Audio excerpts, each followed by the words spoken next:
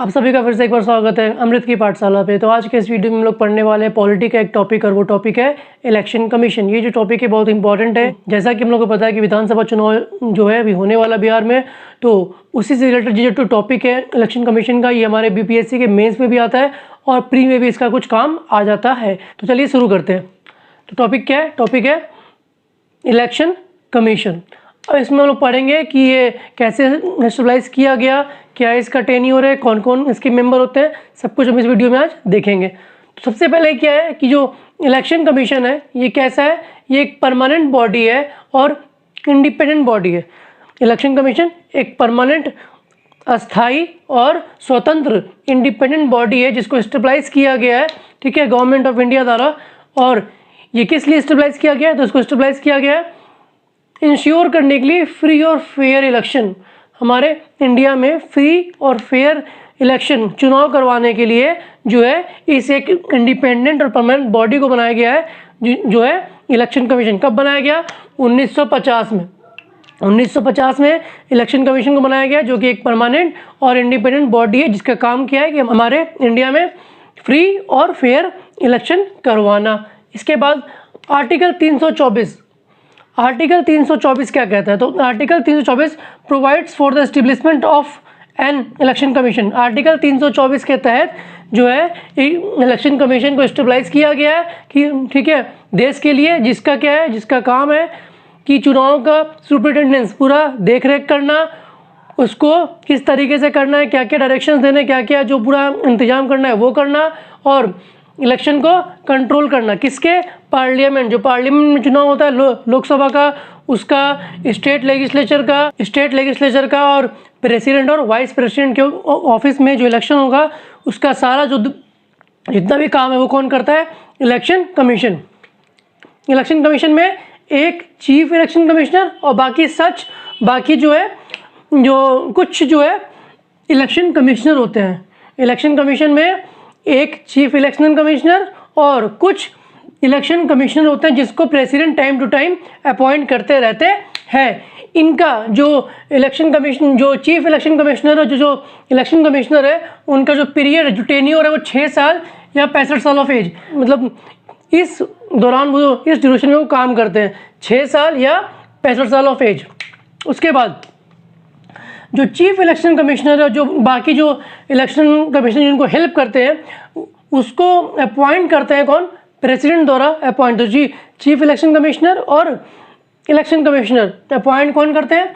तो प्रेसिडेंट करते हैं। अब इनके जो काम करने की जो कंडीशन है, कंडीशन ऑफ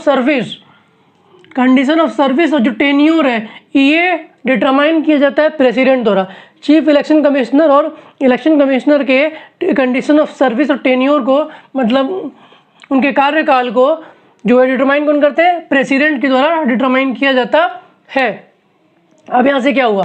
तो 1950 से जब इसको स्टेबलाइज किया गया, जब इलेक्शन कमीशन को स्टेबलाइज किया गया 1950 में, तब से लेके 15 अक्टूबर 1989 तक, जब से स्टेबलाइज किया गया 1950 से लेके 15 अक्टूबर 1989 तक, ये जो एक सिंगल मेंबर बॉडी की तरह काम किया।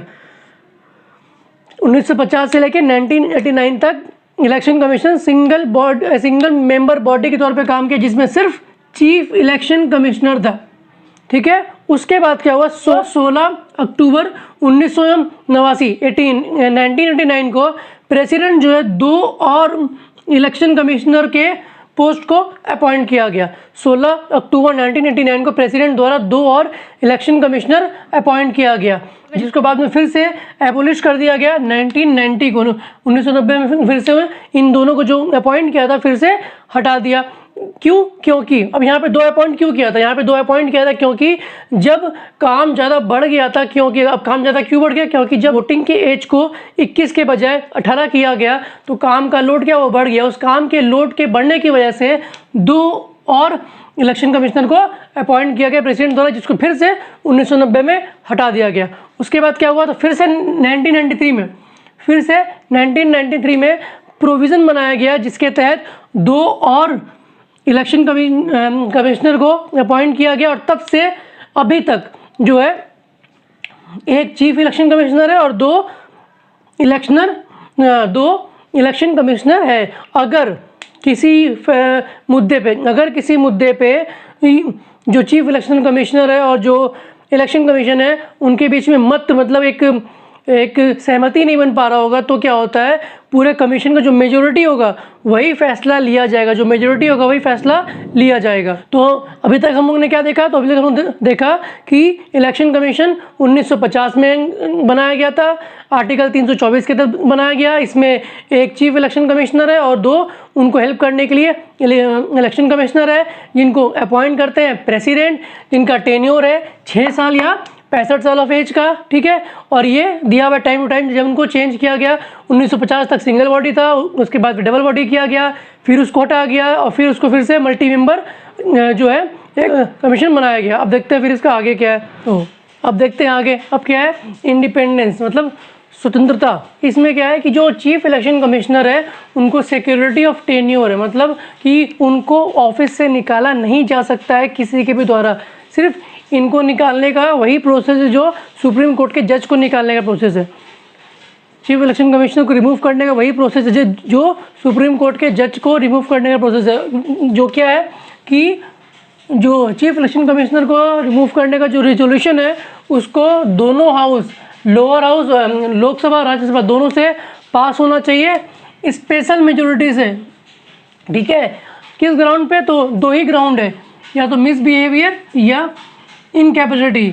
इसी 2 ग्राउंड पे चीफ इलेक्शन कमिश्नर को उनके ऑफिस से रिमूव किया जा सकता है। नेक्स्ट क्या है कि any other election commissioner can not be remove. Next क्या है, any other election commissioner can not be remove from office. बाकी जो इलेक्शन कमिश्नर होते हैं उनको ऑफिस से नहीं निकाल सकते हैं except on the recommendation of CEC, chief election commission द्वारा। चीफ इलेक्शन कमिश्नर के रिकमेंडेशन के अलावा जो इलेक्शन कमिश्नर है उनको किसी भी तरीके से ऑफिस से निकालना पॉसिबल नहीं है। उनको सिर्फ तभी निकाल सकते हैं जब चीफ इलेक्शन कमिश्नर का रिकमेंडेशन होगा। अब देखते हैं नेक्स्ट क्या है, पावर और फंक्शन। इलेक्शन कमिश्नर का पावर क्या, फंक्शन क्या है। पहला पावर क्या है कि to prepare electoral rolls before each election and registration of the eligible voter.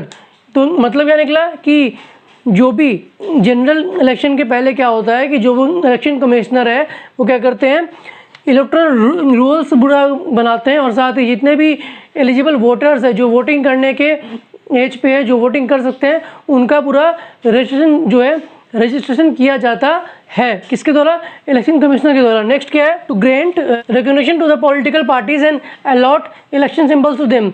जो भी इलेक्शन पार्टीज है उनको क्या देना, एक पहचान देना और साथ ही उनको एक इलेक्शन का सिंबल जो उनका प्रतीक होता है वो उनको देना। किसके द्वारा, इलेक्शन कमिश्नर द्वारा।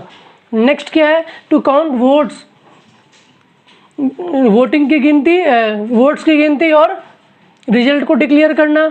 उसके बाद क्या है, to advise the governor on matters relating to disqualification of the member of the state legislature.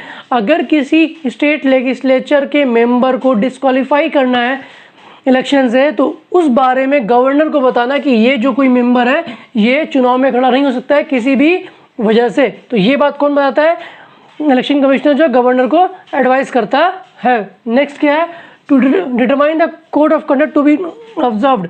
Party द्वारा क्या कोड ऑफ कंडक्ट, किस तरीके से वो कर सकता है, क्या क्या वो काम कर सकता है, किस दायरे में रह के वो प्रचार कर सकता है, वो सब बात जो है पार्टीज़ को इलेक्शन कमीशन बताता है और साथ ही कैंडिडेट्स को भी बताता है। जो कैंडिडेट्स है, जो पार्टीज़ है, उन सभी को निर्देश दिया जाता है कि आप इसी दायरे में रह के प्रचार जो भी कर सकते हैं, इतना पैसा खर्च कर सकते हैं, जो भी रूल्स वगैरह कोड ऑफ कंडक्ट है जो इलेक्शन कमीशन द्वारा इन पार्टीज़ को और उनके कैंडिडेट्स को बताया जाता है। तो हम लोगों ने इस टॉपिक में इलेक्शन कमिश्नर की थ्योरी, उसका कॉन्सेप्ट और बैकग्राउंड पढ़ा। अब जो MCQ सीरीज़ वाले पार्ट में होगा उसमें इस टॉपिक का जो भी MCQ वाला पार्ट होगा जो एग्ज़ाम में पूछा जाता है वो मैं डील कर दूंगा। तो जो भी लोग वीडियो देख रहे हैं, अगर वीडियो अच्छा लगा हो तो प्लीज़ वीडियो को लाइक करें, चैनल को सब्सक्राइब करें, ज़्यादा से ज़्यादा शेयर करें और चैनल पे बने रहे ताकि इसी तरीके जो वीडियो आएगा जो आपके एग्ज़ाम के लिए बहुत इंपॉर्टेंट होगा। ये टॉपिक प्री और मेंस एग्ज़ाम, BPSC की प्री और मेंस एग्ज़ाम दोनों के लिए इंपॉर्टेंट है। तो इसको ध्यान से देखें और जो उसको MCQ आएगा वो भी थोड़ा सही तरीके से उसको देख लें। तो मिलते हैं नेक्स्ट वीडियो में।